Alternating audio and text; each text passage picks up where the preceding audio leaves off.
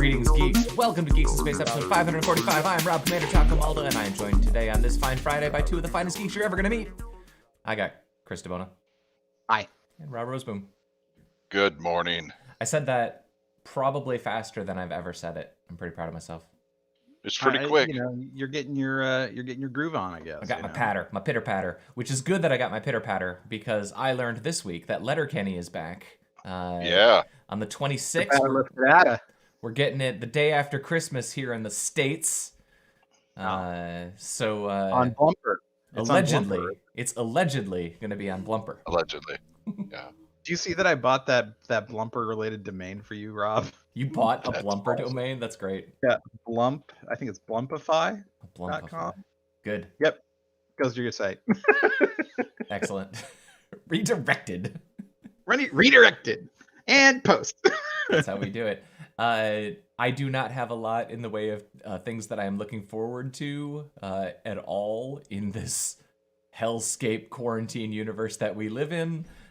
But Letterkenny the day after Christmas, and the other story, and this one's probably a little bit bigger for us, is Wonder Woman is going to be streaming on Christmas. Yeah. Oh, really? Yeah. Yeah. So here's the question: do you think it was because they felt really competitive with Letterkenny? That seems probable. That seems probable.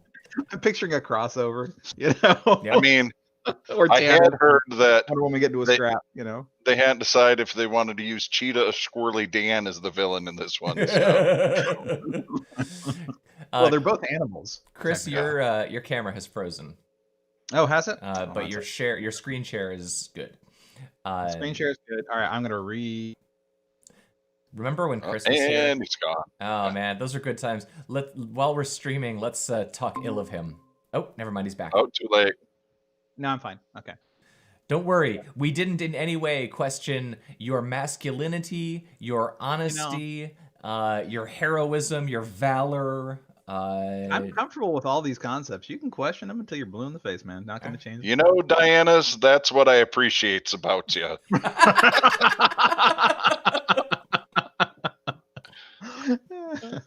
Yeah, that's a big one because that one was still theoretically theater bound, and that's because Tenet bombs, and so is Dune still on?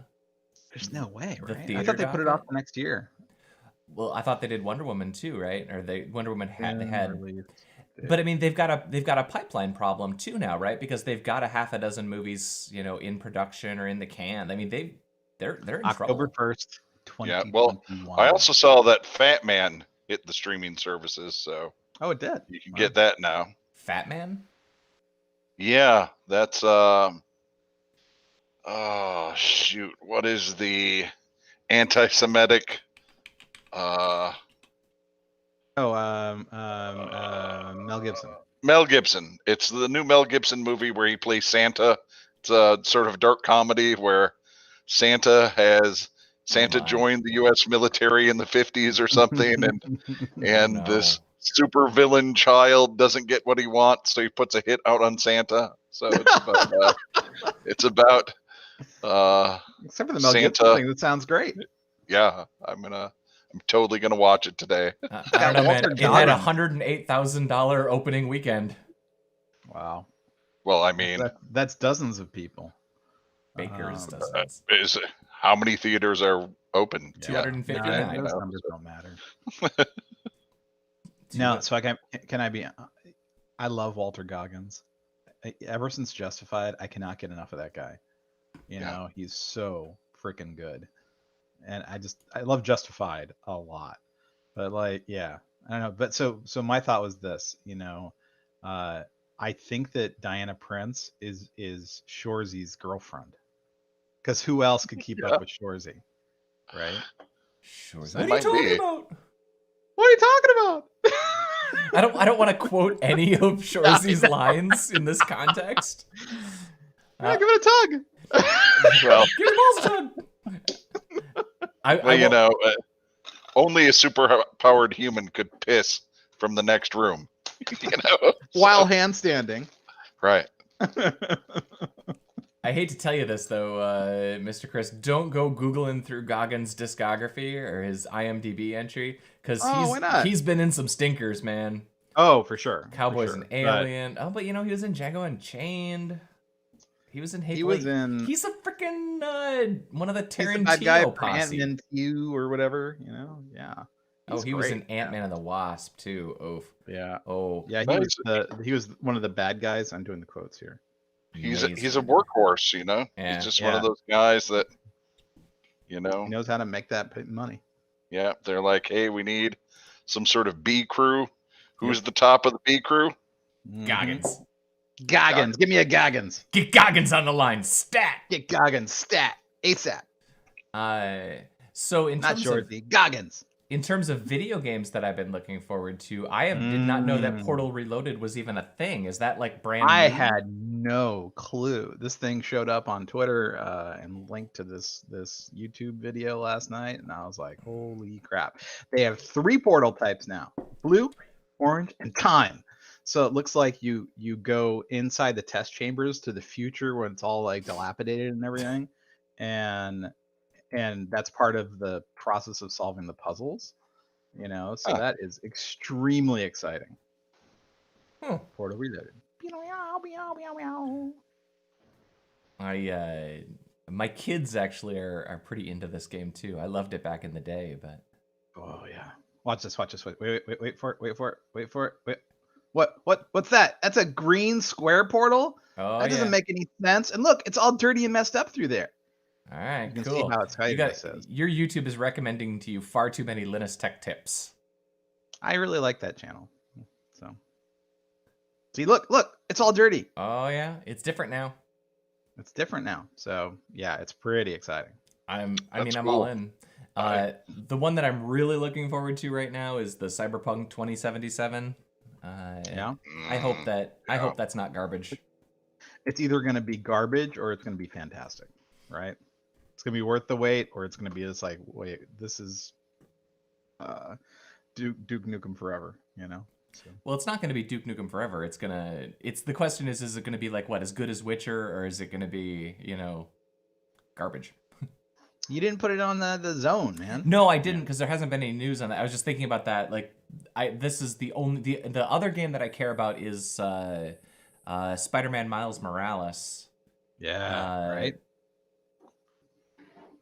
I think those are the only 3 games right now that if I believed in pre-ordering video games, I would pre-order those. I also recently ordered Pikmin 3 Deluxe, but that's a Christmas present, so it's a good thing that my wife and our children would never watch this.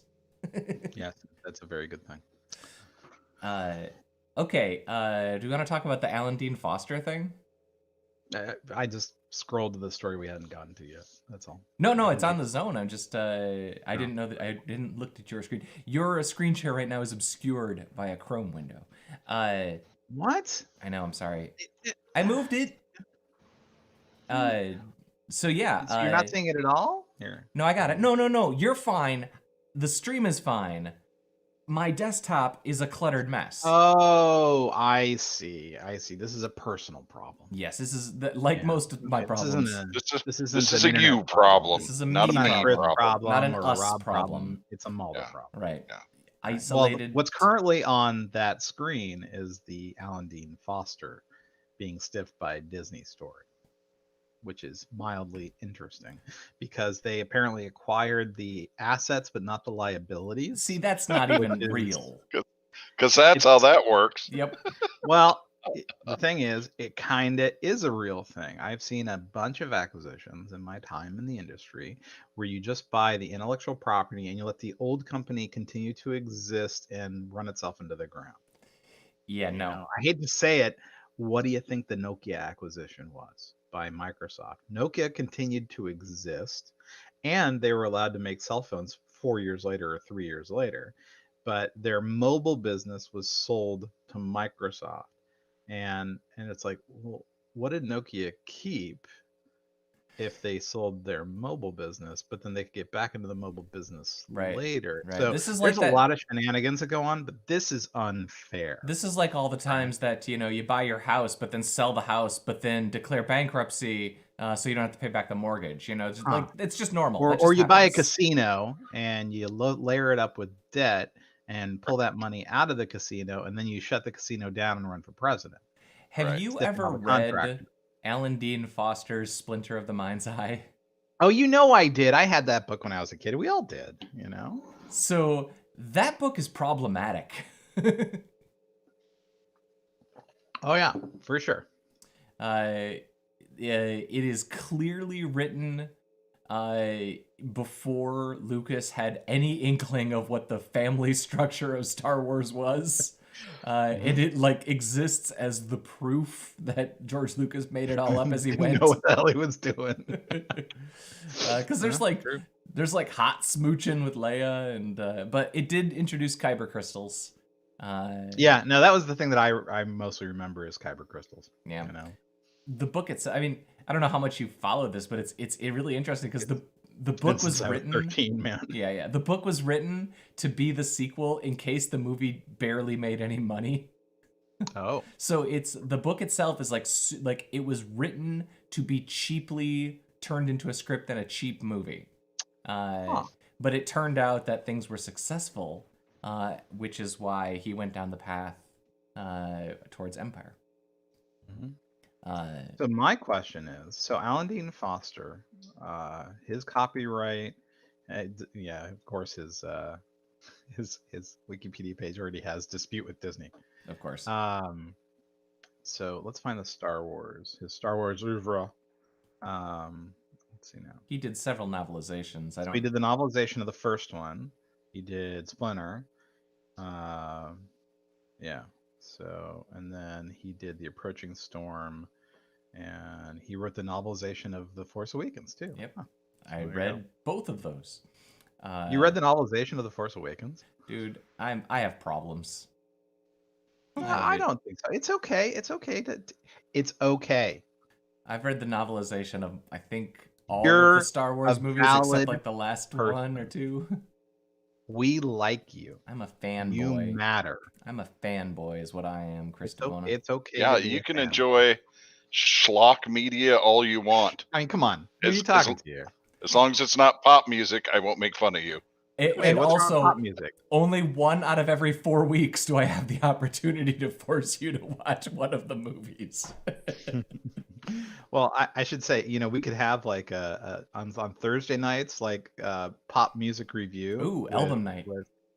With the three of us, and then we could introduce Rob Roseboom to the Selena Gomez song "Love You Like a." You don't have to introduce me to any of that. Baby. It's not that I'm unaware of it. I love you. So. Have you met? Oh wait, his that's wife? right. Your wife is crazy about the karaoke. Yeah. Yes. So you know all about it. I do. Can I tell you something that I really dislike about? So I love karaoke, right? But I really dislike when people do like Alice in Chains, because I'm like, this is not musical. It's not good, man. No one sounds good karaokeing some of these songs. There is a regular where she went to sing all the time who insisted on doing the Edmund Fitzgerald. Can you think of a more awful karaoke song than a 11-minute Gordon Lightfoot documentary about the sinking of a Great Lakes freighter?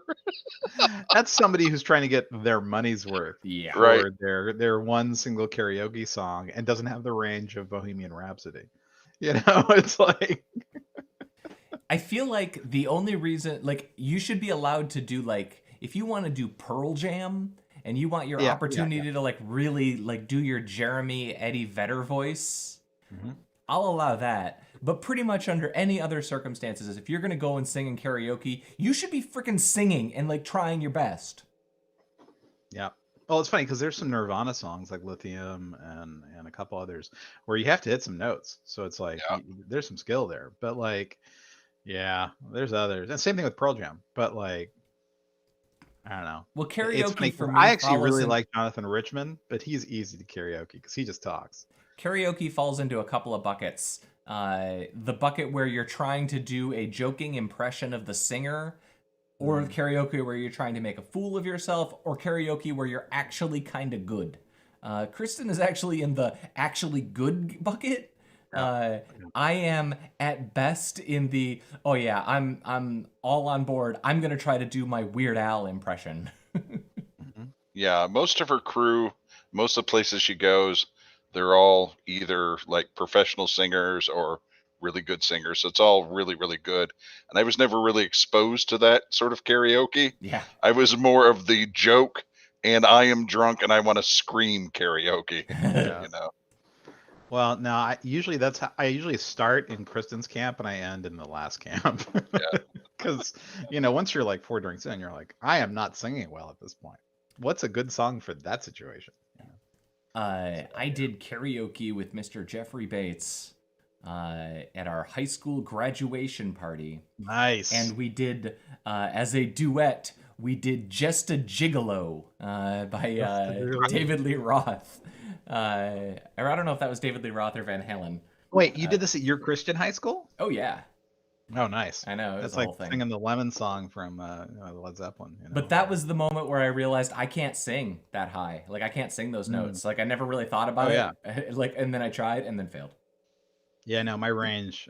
I'm not a tenor, or a bass or whatever that's called. But yeah. Yeah, pretty much. If you want a Johnny Cash song or Tom Waits, I'm your man. But, yeah, you're our man. That's right. Anything other than that. I miss the era of smoking a ton of cigarettes and then being able to sing anything baritone. Yeah. Good times, good times. Rob, you shared the Jetman story? I didn't read that one. Is that cool? Oh, Chris did. Oh, tell me about Jetman. Do you know why I shared that story? I want to know. Do you remember a couple, 2 to 3 days ago, we talked about the BMW jet suit guy? Okay. Not this guy, different guy, Different one guy. of his teammates or whatever. But remember what I said? I was like, these people are all gonna die. And it's like, on the regular, these wingsuit guys, these base jumpers, these jet pack guys, they die. It's just there's so little, a margin of error.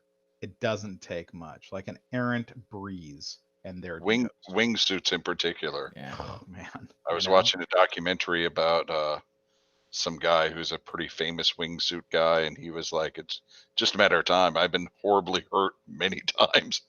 He's like, "I don't know anyone who hasn't at least broken a bone." Yeah. Did you watch Free Solo? This is how you die. Oh, Free Solo. That guy's probably dead now, right? I mean, it's just these people, they die. They go too far. And so this guy was 37 years old. He had 50 more years ahead of him if he stopped doing this dumb stuff. Yeah. But yeah. So he's dead. And when people talk about it, they're like, "Oh, he was a pioneer in jumping off shit." And I'm like, this is you're not dying saving like a bus full of nuns and babies from I don't know, a hurricane. Right. We have a president who's a pioneer in trying to get people to drink bleach. I mean, just because you can be a pioneer doesn't make it good. Yeah, let me tell you, died innovatively. It's like, that's gravity, you're not a hero, buddy. Gravity has been working before there was bacteria. You're not innovating anything. Yeah. At least he didn't leave behind kids and a wife, At least I don't think so. That's true. They talk about his parents briefly, and I'm like, yeah, they're pretty sad right now. And they're also probably pretty pissed. They're like, this did not have to happen. Our stupid ass son, right? Basically augured into the ground because he was wearing a jetpack pointing at the ground. How many times did they have the conversation with him? Steve, maybe I'm predicting his name is Steve, although he's in Dubai, so that's probably not true. Steve, maybe stay on the ground. It was Vincent. Vinny. Sounds like a jetpacker. Now he is from Eastern France, where they have public education on force equals mass times acceleration. But anyway. Speaking it's such a waste of life, man. Speaking of scientific equations, it does look like the Arecibo now is just going to be dismantled. Yeah, that's for sure. That's a shame, but they either need to completely tear it down and rebuild it, or it's just going to fall over. There's sometimes you just have to reset. It seems to me too like it would be more cost effective to just get the James Webb up. things like that. No, the James Webb is like it's passing 10 billion in cost right now. So rebuilding this would cost half a billion, conservatively. Yeah, but we've already Um, sunk those billions into James Webb, and it's still on the ground, right? yeah, but it should launch, and I think it'll be a pretty remarkable thing. Had, I don't know, had, when we start talking about this kind of money, it's like, at that price, you should best put it on the moon, because $10 billion is a lot of money. I It thought actually James gets the number. Webb wasn't James Webb gonna like live outside of. I thought it Oh was yeah. supposed to be in like a position to orbit outside of Earth's orbit. No, it's in a solar orbit, Yeah. so it goes around the sun, and it's actually multiple vehicles. There's the shade structure, and they're not connected, from what I understand. And then over here is the camera, the imager, right, and the mirror and all the rest. So the shade structure protects it from local light sources, and so it hits through the little center of it, and like picture. So I'm Jesus, and here's the Of hole, course you right? are. So, and then you have I'm not tech Jesus, that's Steve. And then Steve. you've got the James Webb here, and the way it unfolds like origami, like, I mean, honestly, when they were doing that Mars, lifter drop That's some kung ship fu right thing, there. that was some kung fu. I didn't think it was going to get pulled off, so I was like, if that's not going to work, this sure isn't going to work. But yeah, they made it pulled off, so maybe they're going to pull it off on this thing too. So They've put $10 billion on it. The bad side is they better make sure the mirror's right, because you ain't gonna ship a shuttle up there to Yeah, just re-aim a mirror this time. I mean, oh I'm yeah. sure they've gone over the math a million times. It seems like that is a lot of moving parts and a lot of things that can't go Huh. wrong, You know what's funny? So, So it was originally going to launch, I guess, this year, and now it's launching next year, 30 days after Dune launches next year. Mm. So I'm not saying they're connected, but they might be. Are you saying that the Earth is going to transform into a sand death planet soon? Maybe that's the trick at the end of Dune 2. Ah, It turns out it was us all along, electric right? I mean, boogaloo. here's the thing. So like you, I have read all the schlocky, crappy post Frank Herbert Dune novels, mm-mm. and they're terrible. But they go into kind of the history of the Butlerian Jihad and the rest against artificial intelligence, right? And all the artificial intelligence robots killing people like crazy. Anyway, it's not good. It's not good reading. I don't recommend it. So, but you kind of find out, like, going from Earth to space to the Butlerian Jihad to the Landsrad, So yeah. So maybe it starts with the James Webb Space Telescope. That's not likely. That's it. All right. The only other one that we had on list that I'm seeing right now is that body temperatures are on the decline. Although that whole story, like, I've read a lot of weird stories about the science of the human body temperature. Like, they didn't really test it particularly good in the early days, and Yeah. we just kind of Yeah. agreed. And it was like a lot of dumb stuff too. Like, the only people who were getting their blood temperature tested regularly were sick people. So the average, unsurprisingly, seems a little high because they were testing it. Like, the original studies were being done in hospitals and stuff. Yep. But yep, Well, apparently. and that's one of the theories they have for why it's reduced now. Is that that was one of the ideas that people just had so many chronic illnesses and infections because of bad water and everything that you just always Syphilis. ran a little bit hot.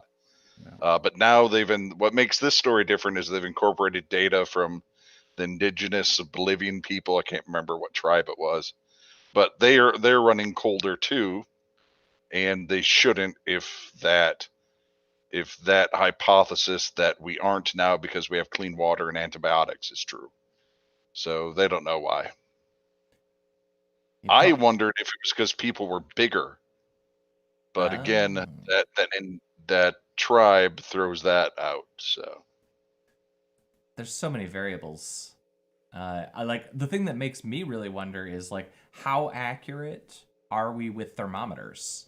Because like I'm talking with my kid, like when you take the temperature of your kid, sometimes you use like the sticky thing, and sometimes you use the stick it under your tongue thing or the armpit thing.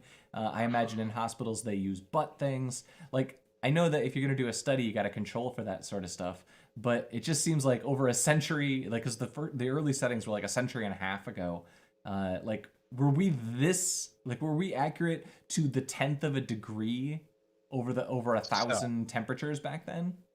I know that you don't want to go into lengthy discussions of how the Food and Drug Administration approves new medical devices, but so we have this number 98.6, right? That's the number that they're talking about changing. The thermometers come back, for instance, I'm 97.8 or 97.6, something like that. But the devices, when you clear a new medical device, right? What you do to go through really, really quickly is you actually compare it to existing cleared medical devices. So if you have a super accurate or a device that measures temperature and has just a gauge along the side and some old mercury bulb or whatever, then you bring this little non-contact one and they both measure the same thing and they come back with largely the same answer. You're golden, you're passed, it's 10 days, if that, right? Same thing with like blood pressure cuffs, pulse oxygen. It's like, so long as you're as good as the previous measuring instrument or better, then you're good. But for the actual index values of 98.6, 97.5, and all the rest, that's for the eggheads, right? To decide. That's not for the FDA, right? So the FDA their just job decides if for you're close to devices, everything else. Exactly. Right. And- Right. So like there's a blood pressure company that I invested in that uses little like the radar from your car to measure the flow of blood through your veins and arteries, right? To get blood pressure information in real time. So they have to be as good as a blood pressure cuff, right? Even though they're continuous and those are static, right? So this is how it works in the FDA. I've always felt though that That blood said, pressure one thing is I'd really say is, a dark art.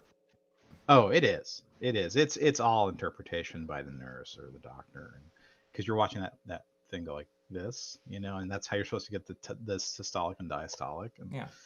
So, that said, whenever I hear somebody say my 112-year-old aunt, I think, yeah, let's see the birth certificate. This is some bullshit right here, because the way that we tracked people being born wasn't or they were born in like Germany and everything burned down in the war or something. Wasn't that so a thing like in Okinawa or something? Like yeah, all of the where people were that collecting the benefits. Well, no, Well- all of the people that were super old, like they had like it's like the oldest population. They also have like no records before some particular time. Yeah, exactly. So Well, it's sort of like how there's no Sasquatch cell phone photos. Did you guys ever watch the movie Miss Jane Pittman? Story of Miss Jane Pittman when you were in school? Mm-mm. They showed it to us all the time. Miss Jane. Basically, it was extensively a story about the life of this woman who was so old that she grew up during slavery, and she is telling this reporter about it. And then it turned out that she really wasn't that old at all. It was just a whole bunch of bullshit. She was like 70. She just found some guy who believed she was 123 or whatever. Well, the book was written in 1971. Yeah. I think I did see this, Rob. I think I saw this in Yeah, elementary school, they would show it to us all the time when we had like rain days. Well, either of you see Discovery this week? I did. No, I've only seen the first and second episode. You can talk about it though.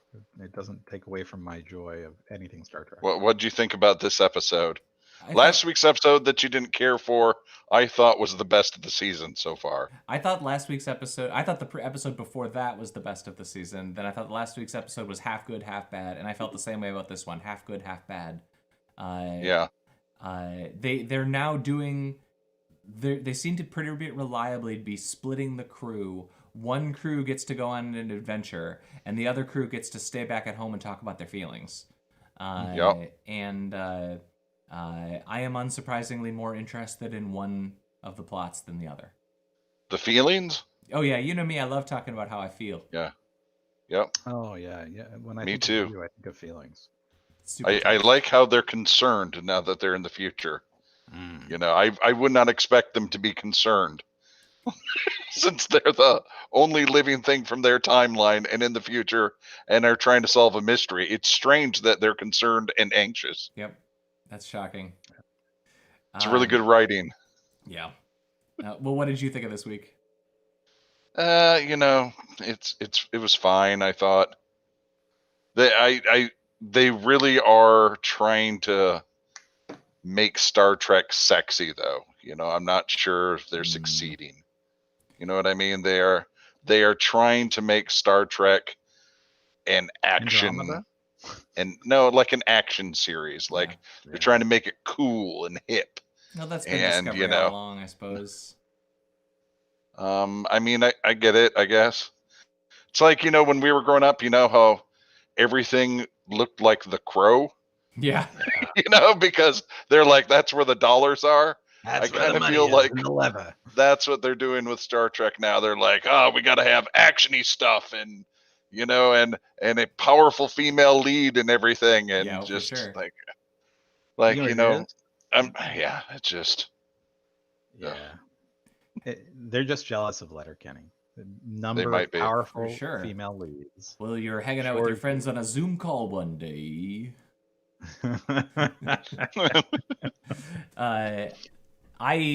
I'm actually like, I don't know when they filmed this season, but I said this like right at the start of quarantine. Letterkenny is the one show of all shows that I would love to see them produce a quarantine episode, all done with Zoom calls. Because Parks and Recreation did an okay job of it. I enjoyed theirs. And then one other show, the Rob McElhenney show on Apple TV where he's a video game designer. You know what I'm talking about? It's actually a decent enough show. I'll find the name of it. It's a comedy. But he... Mythic Quest? Mythic Quest. There you go. It's a decent enough show. It's... I'm not saying you should like drop everything and watch it, but if you're looking for a half-hour show, half of the episodes are amusing enough to watch.